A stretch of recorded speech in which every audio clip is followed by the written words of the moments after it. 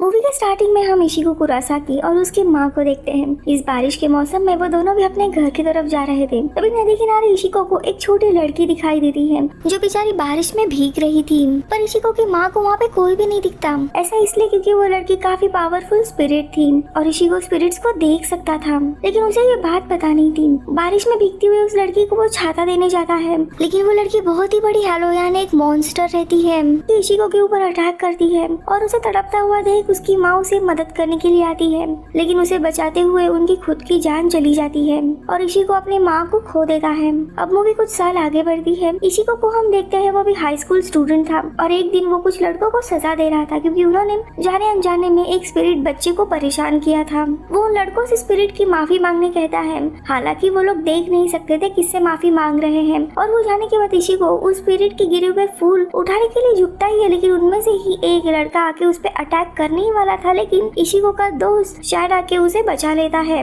इशिको फिर अपने घर आता है। उसके घर में उसके दो ट्विन सिस्टर कैरिन एंड यूजो और उसके पिता इशिन वहाँ पे रहते थे। अपने रूम में आने के बाद वहाँ पे उसे एक लड़की खड़ी दिखाई देती है जिसका नाम रुकिया था। इशिको उसे भी एक स्पिरिट समझता है। अब इशिको उसे देख पा रहा है। इस बात से वो लड़की काफी हैरान होती है क्योंकि साधारण इंसान उसे देख नहीं सकते थे। रुकी उसे बताती है कि वो कोई स्पिरिट नहीं है लेकिन एक सोल रीपर है और वो भटकती हुई आत्माओं को उनकी दुनिया में यानी सोल सोसाइटी में भेजती है। इशिको उसकी बात मानता नहीं है, इसीलिए वो अपने स्पेल के मदद से उसके हाथ बांध के रखती है और वो यहाँ पे एक होलो की तलाश में आई थी। तभी जोरों से यूजू की चीखने की आवाज सुनाई देती है। इशिको अपने स्पेल को तोड़ता है और नीचे बहन को बचाने जाता है। अब आगे इन्हें कुछ समझे तभी वो होलो दीवार तोड़कर यूजू को पकड़ लेता है। ये फिशबोन नाम का बहुत ही बड़ा मॉन्स्टर था और इशिको उसे लड़ने के लिए जाता है, लेकिन रुकी की मदद से वो अपनी बहन को बचा लेता है। और रुकी यहाँ पे इशिको को रिवील करती है कि इशिको की सोल में हाई लेवल स्पिरिचुअल एनर्जी है और इसीलिए फिशबोन तुम्हें लेने के लिए आया था।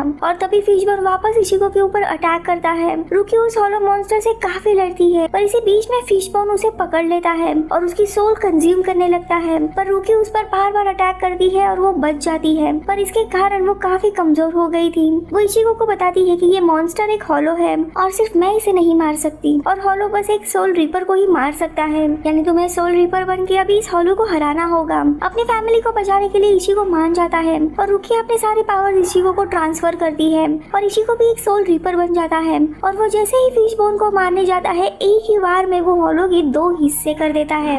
रुकी उसकी पावर देख के हैरान होती है क्योंकि एक इंसान इतना पावरफुल नहीं हो सकता। अगली सुबह इशिको के अलावा सभी इस एक्सीडेंट के बारे में भूल जाते हैं। इशिको अपने स्कूल चला जाता है जहाँ पे उसकी क्लासमेट ओरिहिम को वो देखता है जो इशिको को पसंद करती थी। तभी इशिको देखता है कि रुकिया उसकी क्लास में एडमिशन ले रही है। वो काफी हैरान हो जाता है और रुकिया से पूछने के लिए जाता है कि तुम यहाँ पे क्या कर रही हो। तो रुकिया उसे छत पे लेके जाती है और उसे बताती है कि उसकी सारी पावर अब इशिको के अंदर है, इसीलिए वो एक आम इंसान बन गई है और अब वो सोल सोसाइटी नहीं लौट सकती। यहाँ पे इशिको को अब भी यकीन नहीं हो रहा था कि वो एक शक्तिशाली सोल रीपर बन गया है, इसीलिए रुकिया जानबूझ के उसका सोल उसे अलग करती है और उसे दिखाती है कि वो कितना पावरफुल सोल रीपर बन चुका है। और वो बेचारी अपने पावर्स लेने की कोशिश करती है, पर इशिको का सोल इतना पावरफुल रहता है कि वो इसमें कामयाब नहीं हो पाती। अब रुकिया उसे कहती है कि तुम्हें अपनी शक्तियाँ बढ़ानी होगी और इसके लिए तुम्हें होलोस को हंट करना होगा, जिसके लिए तुम्हें प्रॉपर ट्रेनिंग की जरूरत है। लेकिन इशिको को इन सारी चीजों में कोई भी इंटरेस्ट नहीं था, इसीलिए स्कूल के बाद जब वो वहाँ से निकल जाता है। स्कूल के बाद जब वो घर आता है तब रुकिया जानबूझ के उसके अलमारी में बैठी हुई थी। वो काफी चौंक जाता है, लेकिन तभी उसके पिता वहाँ पे आते हैं जो रुकिया को देख नहीं पाते। अब ये ऐसे ही बार बार उसे डराएगी, इसीलिए ना चाहते हुए भी इशिको ट्रेनिंग के लिए मान जाता है। अगले दिन रुकिया उसे ट्रेनिंग देने लगती है, पर इशिको कोई भी इंटरेस्ट नहीं दिखाता। उसके बाद वो अपने डिवाइस के लिए बैटरीज लेती है जिसके मदद से वो होलोस को ट्रैक करती है। वहाँ पे भी एक आदमी था जो पहले सोल रीपर हुआ करता था, पर रूल्स तोड़ने की वजह से उसे सोल सोसाइटी से निकाल दिया गया था। अब हम सोल सोसाइटी के कैप्टन कुशिको को देखते हैं जो अपने लेफ्टिनेंट रांजी को रुकिया को ढूंढकर वापस लाने के लिए कहता है। दरअसल रुकिया कुशिको की छोटी बहन होती है और कुशिको जान गया था कि रुकिया ने अपनी पावर्स किसी और इंसान को दी है, इसलिए वो सोल सोसाइटी वापस नहीं आती। यहाँ पे रांजी उसकी पावर ट्रैक करते हुए इशिको से मिलता है और वो उसे रुकिया के बारे में पूछता है, पर वो कुछ भी नहीं बताता और वहाँ से भाग जाता है। रांजी उसका पीछा करने लगता है, पर वो रांजी पर अचानक से अटैक करता है, इसीलिए रांजी वहाँ से भाग जाता है। लेकिन इशिको को वहाँ पे कोई भी स्पिरिट दिखाई नहीं देता। अब यहाँ पे इशिको रुकिया से मिलके उसे सारा किस्सा बताता है और पूछता है कि वो इंसान कौन था, पर उसे इसके बारे में कुछ भी पता नहीं होता।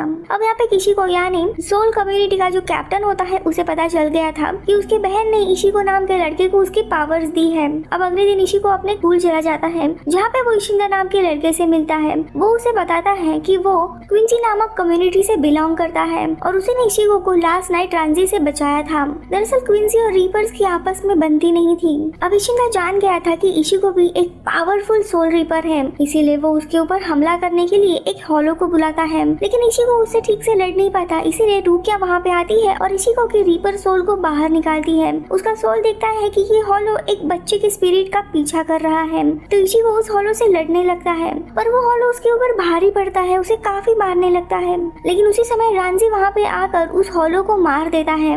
रांजी ये सब कुछ देख के काफी गुस्सा हो गया था, इसीलिए वो इशिको से लड़ने लगता है और उसे मारने ही वाला था, पर रूकिया वहाँ पे आके उसे बचा लेती है और रूकिया के भाई किशिको को वहाँ पे समन करता है। किशिको वहाँ पे आता है और रूकिया को कहता है कि तुमने अपनी सारी शक्तियाँ इशिको को दी है, अगर तुम्हें अपनी शक्तियाँ वापस पानी है तो इशिको को तुम्हें मारना होगा, तभी तुम्हारी सारी पावर्स वापस आ सकती है। लेकिन रूकिया ऐसा नहीं करती, तो किशिको उसे कहता है कि तुम्हारे पास फुल मून तक का वक्त है, तुम्हें उसे मारकर अपनी पावर्स वापस लेनी होगी या फिर तुम्हें खुद मरना होगा। अब यहाँ पे अगले दिन इशिको रूकिया को ढूंढने के लिए जाता है, लेकिन वो उसे आसपास कहीं पे भी नहीं मिलती। उसे लगता है कि शायद इशिदा उसके बारे में जानता हो, इसीलिए वो उससे मिलकर उससे पूछता है, लेकिन उसे भी कुछ पता नहीं था। तभी उसे उसी शॉपकीपर के बारे में याद आता है जिसे सोल सोसाइटी से निकाल दिया गया था। इशिको उसी शॉपकीपर के पास जाता है और उसे रूकिया के बारे में पूछता है, तो वो कहता है कि रूकिया तुम्हें बचाने की कोशिश कर रही है और इसीलिए वो किशिको से बात करने के लिए सोल सोसाइटी गई है और आगे वो उसे सोल सोसाइटी में जाने के एक पोर्टल के बारे में बताता है।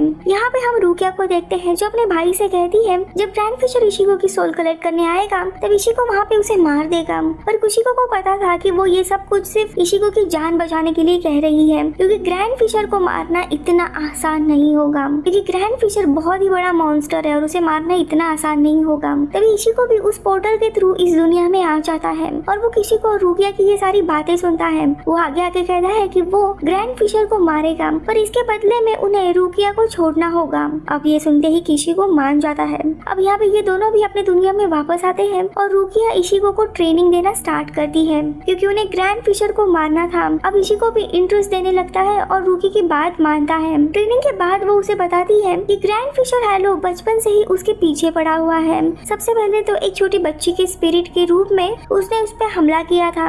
अब ये बात सुनते ही वो समझ जाता है कि बचपन में जिस लड़की को बचाने की कोशिश कर रहा था वो एक स्पिरिट ही था और उसी मॉन्स्टर के कारण उसकी माँ मारी गई थी। ये जानकर वो काफी गुस्सा होने लगता है, इसीलिए वो ट्रेनिंग पे और भी ध्यान देने लगता है। अब कुछ समय के बाद उसकी ट्रेनिंग कंप्लीट होती है और वो पूरी तरीके से परफेक्ट बन गया था। यहाँ पे ये सब कुछ देखते हुए किशिको रांजी को कहता है कि ग्रैंड फिशर को तुम्हें ही मारना होगा, क्योंकि इशिको तो सिर्फ एक चारा है और उसे मारने के बाद तुम्हें इशिको और रूकिया को भी मार देना है। इशिको को पसंद करने लगी थी और अभी सोल सोसाइटी में उसकी कुछ भी जगह नहीं थी। अगले दिन इशिको अपने फैमिली के साथ ग्रेवयार्ड जाता है, क्योंकि उसके माँ की डेथ एनिवर्सरी थी। रास्ते में उसकी बहन को प्यास लगती है तो वह जूस लेने के लिए वापस चला जाता है। यहाँ पे इशिको की बहनों को एक छोटी बच्ची दिखाई देती है, उसे रोता देख वो दोनों भी उसके पास चले जाते हैं। तो यहाँ पे रूकिया और इशिको को ग्रैंड फिशर की प्रेजेंस का पता चल जाता है। तो यहाँ पे दूसरी जगह पे वो छोटी लड़की अब धीरे धीरे ग्रैंड फिशर में बदल जाती है और इशिको की दोनों बहनों को पकड़ लेती है। लेकिन सही समय पे वहाँ पे इशिको और रूकिया आ जाते हैं। उस बड़े से मॉन्स्टर को देख के रूकिया इशिको की रीपर सोल को बाहर निकालती है और इशिको ग्रैंड फिशर पे अटैक करके अपनी बहन को छुड़ाता है और ग्रैंड फिशर उसकी माँ का रूप लेकर उसे मैनिपुलेट करने की कोशिश करता है। लेकिन इशिको को समझ आता है कि ये बस एक मैनिपुलेशन है। वो इन इल्यूजन्स में नहीं फंसता। दोनों के बीच में काफी घमासान लड़ाई होती है, इसलिए जानबूझ के ग्रैंड फिशर अब सिटी के अंदर आ जाता है। लेकिन लोगों को सिर्फ एक बवंडर नजर आता है और वो भी इनकी लड़ाई में शामिल होता है और दोनों मिलकर ग्रैंड फिशर से लड़ने लगते हैं, पर फिर भी ग्रैंड फिशर दोनों पर भारी पड़ने लगता है।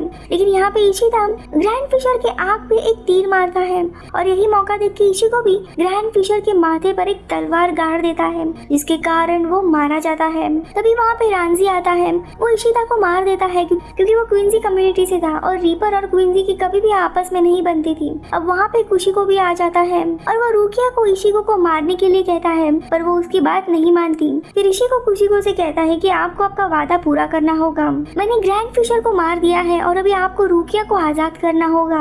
आप अपना प्रॉमिस रखो या ना रखो, लेकिन मैं रूकिया को हमेशा प्रोटेक्ट करते रहूंगा। किशिको को गुस्सा आता है और वो रांझी को उन दोनों को भी मारने के लिए कहता है।